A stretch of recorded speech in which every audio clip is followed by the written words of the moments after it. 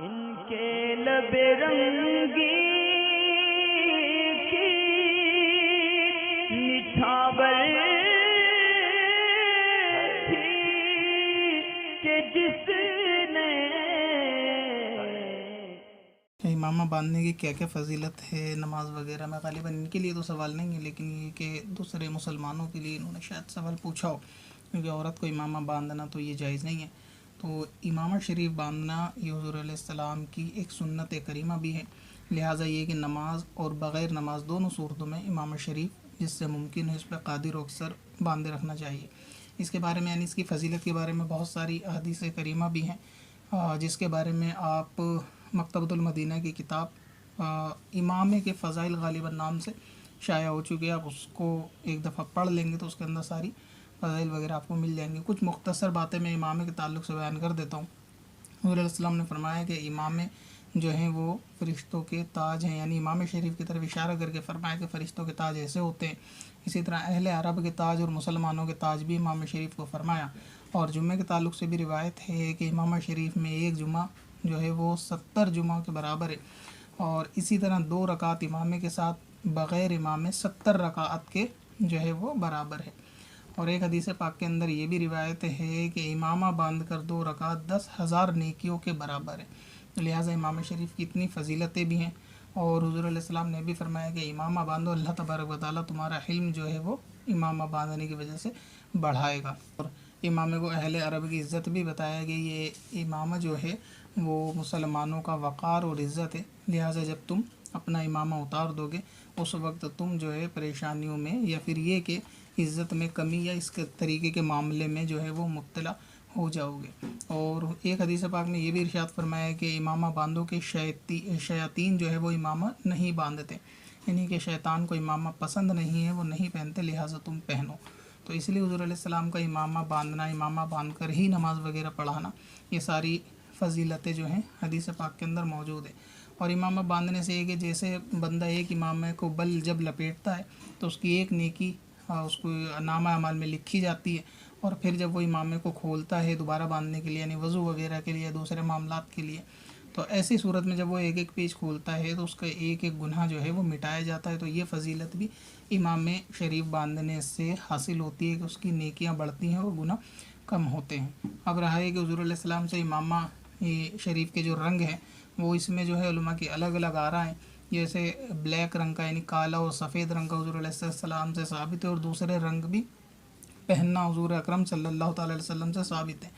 तो इसी तरीके से इमामे को आप जो है जो रंग जायज़ है उस रंग का इमामा बांधा जा सकता है। अब ये कि इमामे के रंग के अलावा इसमें लंबाई चौड़ाई कितनी होनी चाहिए, तो शेख मुहक्किक शेख अब्दुल हक मुहद्दिस देहलवी रहमतुल्लाह ताला अलैह इसकी तफसील के अंदर फरमाते हैं कि जो इमामा है उसकी जो लंबाई होनी चाहिए वो कम से कम 5 हाथ और ज़्यादा से ज़्यादा 12 हाथ की होनी चाहिए। तो इसके दरमियान अगर कोई शख्स इमामे की लंबाई का कपड़ा लेगा तो इंशाअल्लाह ताला सुन्नत का सवाब पाएगा। और हाथ से मुराद ये होता है कि बीच की उंगली से, यानी यहाँ से लेकर कम से कम ये कोहनी तक, इसको एक हाथ शरीयत में शुमार किया जाता है। तो इस तरह से 5 हाथ और 7 हाथ, अगर इसको मीटर में देखें तो 3.5 या 4 मीटर भी अगर आप कपड़ा लेंगे तो वो इमामे में दाखिल हो जाएगा। तो इसकी लंबाई है। चौड़ाई इमामे की कितनी होनी चाहिए तो इसमें कोई कैद नहीं है, लेकिन ये कि शेख अब्दुल हक मुहद्दिस देहलवी रहमतुल्लाह ताला ने फरमाया है कि इसकी चौड़ाई कम से कम 1 हाथ की हो, और इससे कम ज़्यादा भी हो सकती है, यानी इस एतबार से कि बंदे पे जितना है, यानी इतनी कम से कम इतनी चौड़ाई हो कि यहाँ से लेकर यहाँ तक ये चौड़ाई हो, और लंबाई इसी तरह उसकी 5 हाथ 7 हाथ या 12 हाथ तक की हो जाए तो ये काफ़ी है। तो रंग वगैरह जो जायज़ है उसको बांध सकते हैं, लंबाई चौड़ाई है। इसके बांधने का तरीका क्या होता है कि इसके आदाब में भी वही है जो हुज़ूर अकरम सल्लल्लाहु ताला अलैहि वसल्लम के और दीगर मामलात के आदाब और सुन्नत में से है कि सीधी जानिब से शुरू किया जाए। लिहाजा इसका पहला पेज सीधी जानिब से घुमाया जाए, तो इसी तरीके से इसको बांधा जाए। इसके बांधने के आदाब में से ये चीज़ भी है। और काबे की तरफ चेहरा करके ही इमाम शरीफ बांधा जाए, और खड़े होकर ही इमाम शरीफ बांधा जाए, बैठकर नहीं बांधना चाहिए कि हदीस पाक में इसकी मुमानिअत मौजूद है कि हुज़ूर अलैहिस्सलाम ने फरमाया कि जिसने इमामा बैठकर बांधा या शलवार खड़े होकर पहनी तो वह ऐसे मर्ज़ में मुब्तला होगा कि जिसका कोई यानी इलाज नहीं। तो इसलिए चाहिए कि इमाम शरीफ हमेशा खड़े होकर बांधे, काबे की तरफ चेहरा करके ही इमाम शरीफ को बांधना चाहिए। इमामे का गुंबद नुमा होना भी सुन्नत है, यानी वो देखने में गुंबद की शेप इमाम में दिखनी चाहिए।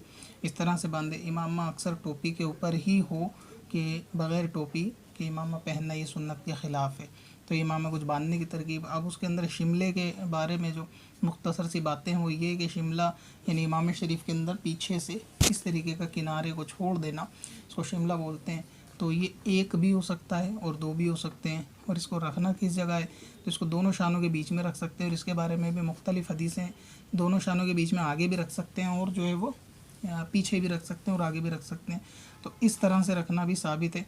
बल्कि इस तरह से यानी चेहरे को छुपा कर यानी नीचे से निकाल के और यहाँ पे गुरस लेना भी, इसके अंदर हिलगा लेना भी, ये भी हदीस पाक से साबित है।